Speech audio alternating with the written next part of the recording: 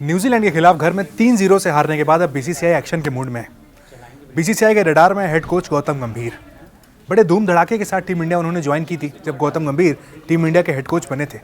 BCCI ने सारी demand मान ली थी, जो उन्होंने शर्तें रखी थी, वही सपोर्ट स्टाफ में मुझे ये कोच चाहिए, ये खिलाड़ी चाहिए।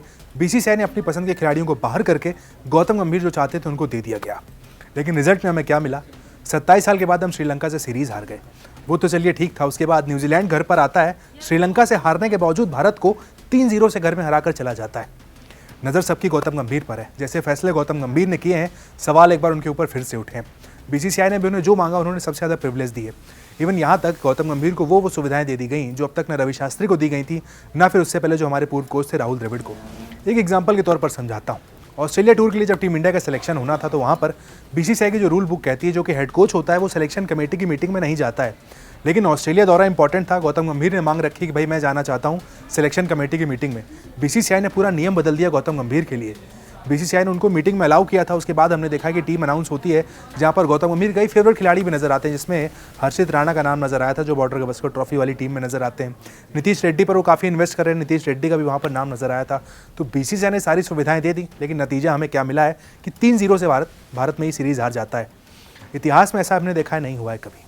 भारत में सीरीज हारना चलिए भाई, 2012 में हारे तो उसके बाद आपको एक टीम आकर हराती है, वो भी 3-0 से हरा देती है। वो भी वो न्यूजीलैंड की टीम जो कि ऑलरेडी एशिया में स्ट्रगल करती हुई नजर आई है। श्रीलंका से वो टीम हार कर आई थी, यहाँ पर हरा कर चली जाती है।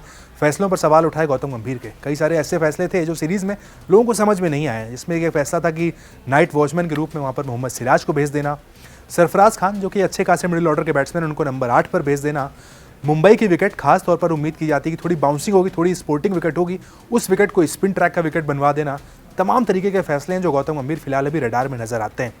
एक रिपोर्ट निकल कर आई, जिस रिपोर्ट में साफ तौर पर कहा गया है कि गौतम गंभीर के भविष्य का जो फैसला है वो ऑस्ट्रेलिया दौरे के बाद किया जाएगा। यानी कि भाई अब तक जो पहले अनाउंस किया गया था कि 2027 तक के लिए गौतम गंभीर टीम इंडिया के कोच हैं, लेकिन अब ऐसा नहीं होगा।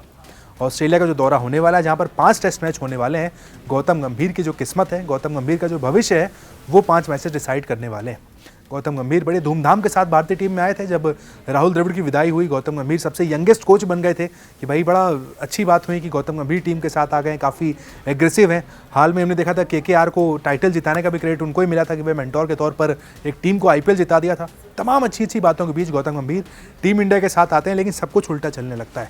जब से गौतम गंभीर ज्वाइन करते हैं, हम श्रीलंका में हार जाते हैं, न्यूजीलैंड हमें हराकर चला जाता है, बांग्लादेश के खिलाफ पहला मुकाबला मुश्किल से जीतते हैं। सारी बातें अगर उठाकर देखी जाए तो गौतम गंभीर के पक्ष में कुछ नजर नहीं आता है।